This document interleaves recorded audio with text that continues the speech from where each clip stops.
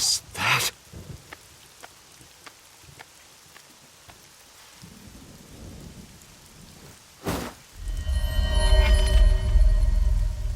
Renju?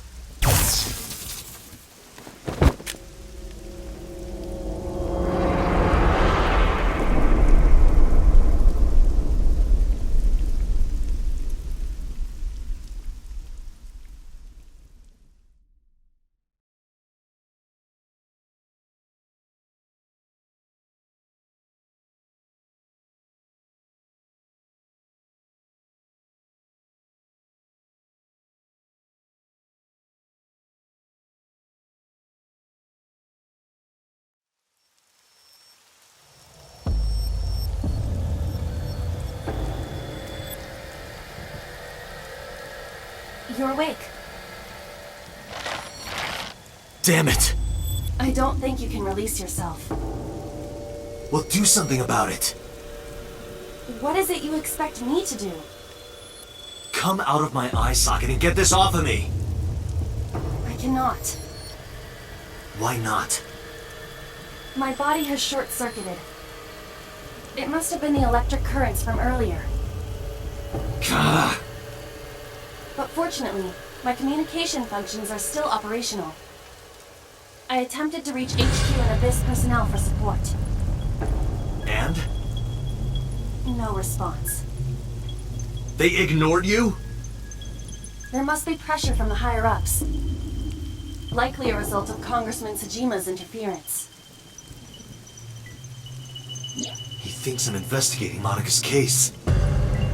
That is not the only reason. So Tsujima holds a personal grudge against you. He wants you dead.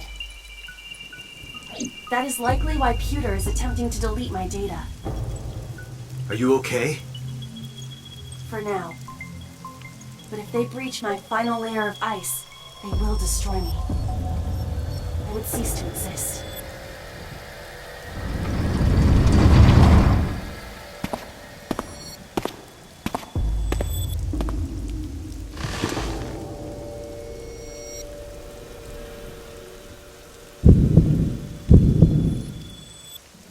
You're Saito Tsuchima.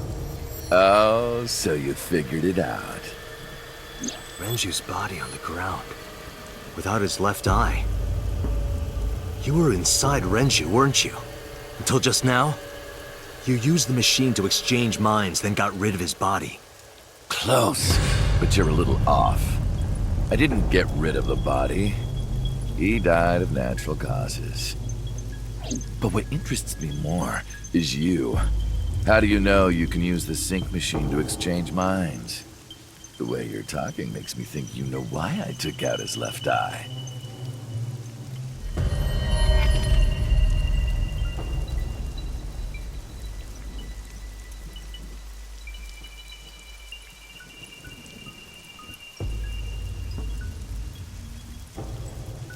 The current.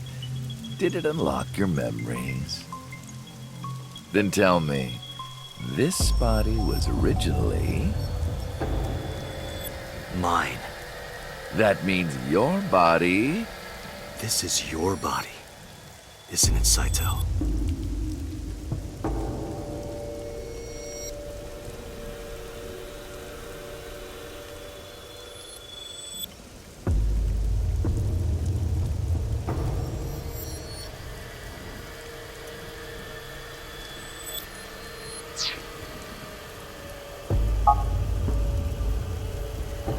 Well, if you know that much, then this should be easy.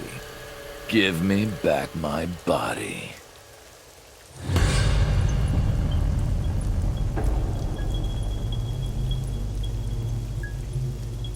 Hey, how about a little help here? What are you doing?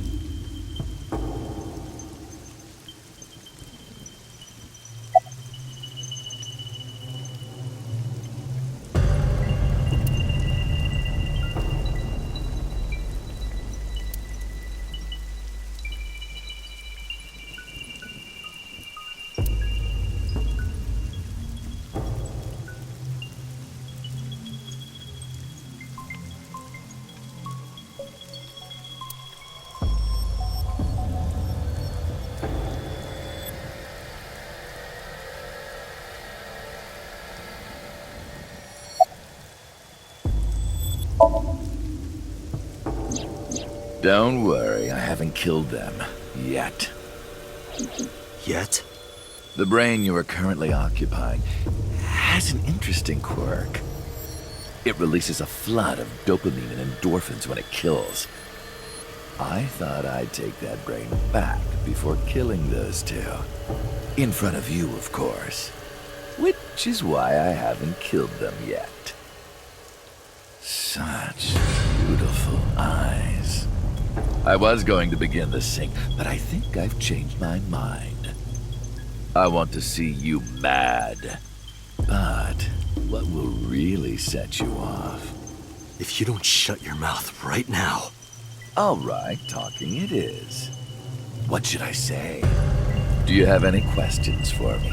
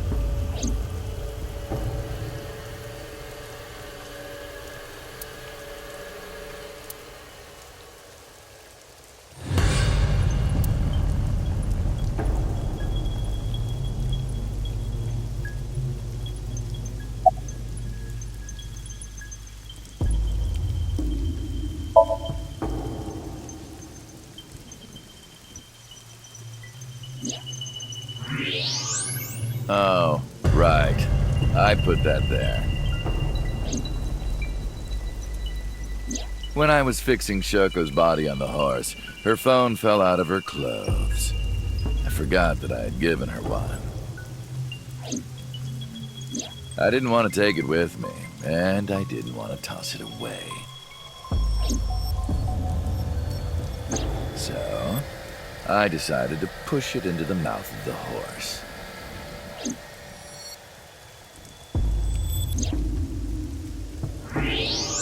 The merry-go-round horse's mouth was hollow, which allowed the phone to fall down into its body.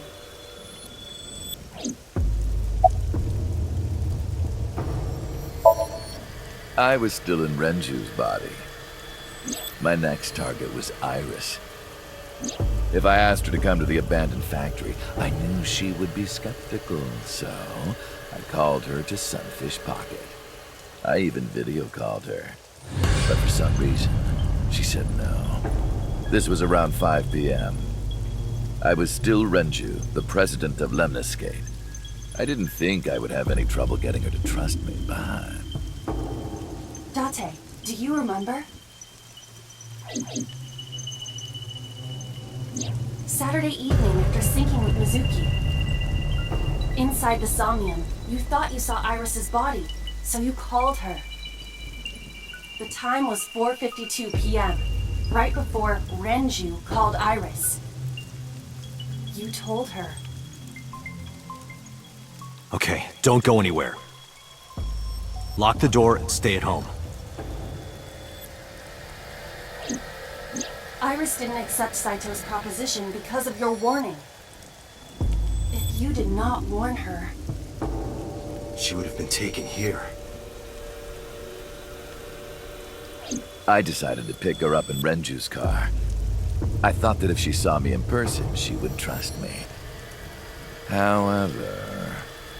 You got in an accident around 6:10 p.m. and lost consciousness. So unlucky. My plans were ruined. But my ultimate goal is still achievable. So it's all good. After the accident, my body was taken to Central Hospital. I regained consciousness just past 12 a.m. Sunday. The surgery was a success, but Renju's organs were in a horrible state. But I had somewhere to be. I left the hospital, rented a car, and headed to Iris's house. I know what happened after that. You got to the Sagan household at 2 a.m. You pushed the intercom button. He was sweating buckets and he came up to me with this begging look in his eyes. He said, "Come with me." You got Iris to come with you. But when you tried to bring her here...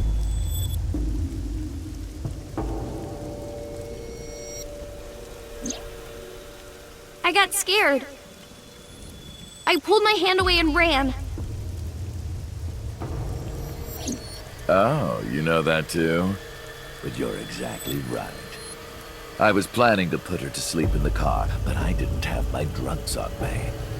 The sleeping pills were inside Renju's crushed car. I was pushing my luck. My plan and my body were both in shambles. I'm sure the painkillers were affecting me as well. My mind was scrambled, and I couldn't think straight. I couldn't chase after her. I needed to sleep. I managed to make it back here and collapsed on the ground. Next thing I knew was the next day. I woke up around noon on Monday. Renju's body was about to expire.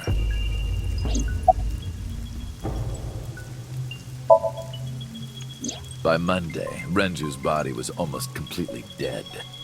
And of course, my consciousness as well. That's when I got a call from a Mr. Amanoma. The man you call Pewter.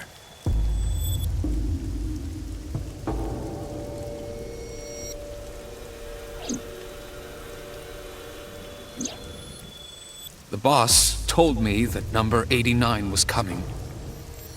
Then, Renju asked, "Is there any way we can let number 89 escape?"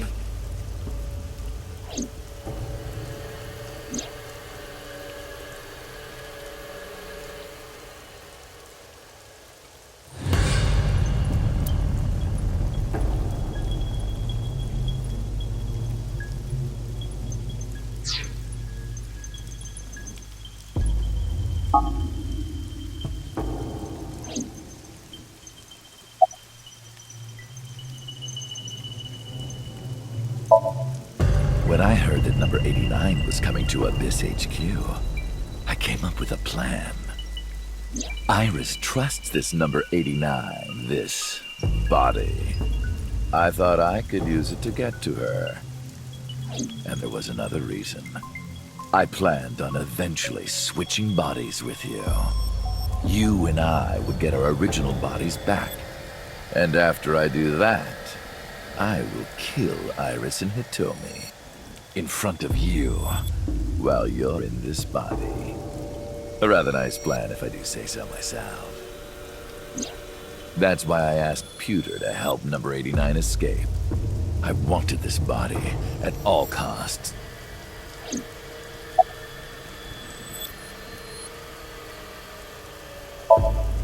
I brought Rohan, who was inside number 89's body, to the abandoned factory. Rohan was my partner in the Cyclops serial killings 6 years ago. So naturally, we had a lot to talk about. But I didn't have much time left. Not to sound like a broken record, but Renju's body was almost done. It was completely useless at this point. So, I put Rohan to sleep and began the sync.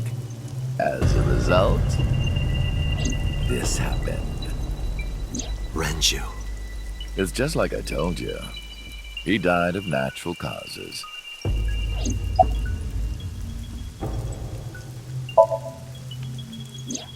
Just mercenaries I hired. After I woke up Monday, I arranged the hit. They were expensive, but I had access to Renju's bank account. I paid them with his money. Of course, my intention was only to kidnap Iris. But after I got this body, I didn't really need them anymore. But they had already been paid good money, so I decided to leave the arrangements as they were. And then, Pewter. I told him about Iris and hiring the assassins. I told him he could use them for whatever he needed. And he acted on his own without consulting me.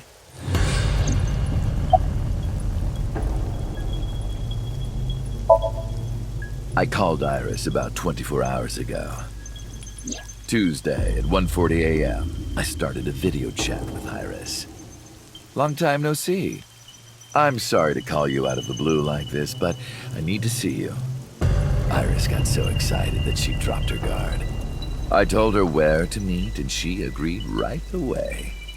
It was all according to plan. I knew that if I looked like him, she would do anything.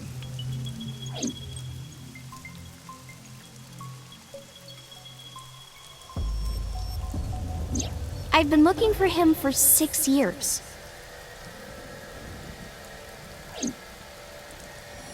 I see. That is why Iris left Matsushita Diner. So the person she trusts most. You, Date. Number 89's current body was originally yours. After Iris got into the car, I put her to sleep. I restrained her and called Hitomi.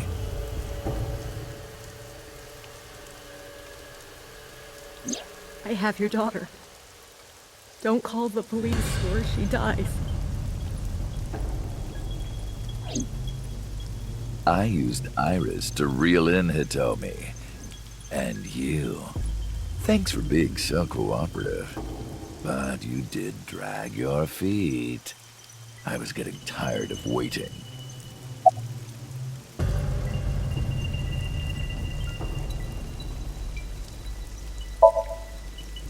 I was only 12, but I remember it vividly.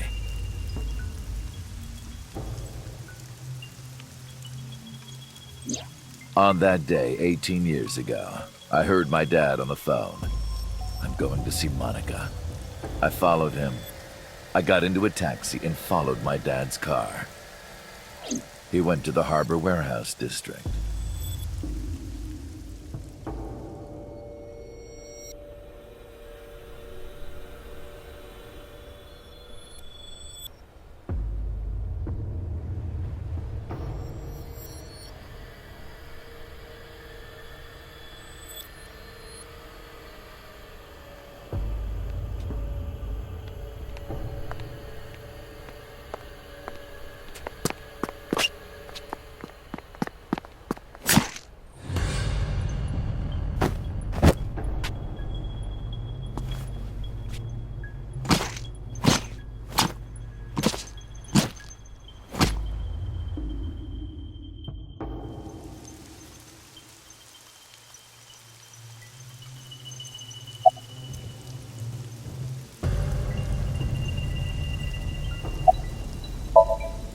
I've only ever been happy when I was killing something.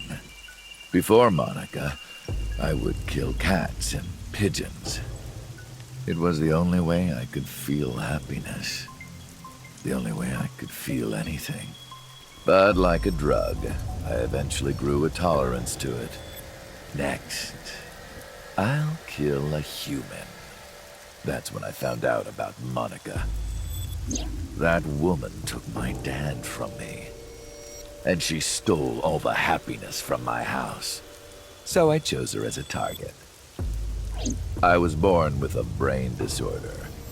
I can't secrete oxytocin from my pituitary gland. And I didn't have a mother. Not a real one, I mean. My mom died giving birth to me. So naturally, my emotions toward my dad were complicated. Sometimes I think, if I didn't kill Monica, would things be different? Maybe the murders 6 years ago never would have happened. Me, you, Rohan. Maybe none of us would have gotten mixed up in this. And maybe Shoko Nadami never would have gotten killed. Isn't destiny a curious thing? One mistake can change so many lives.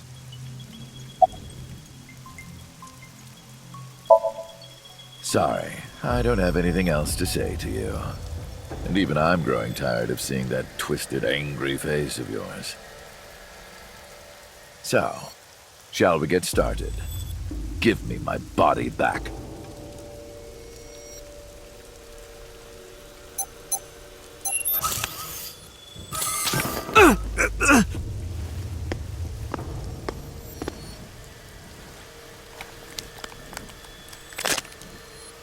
What a strange fake eye. Oh well.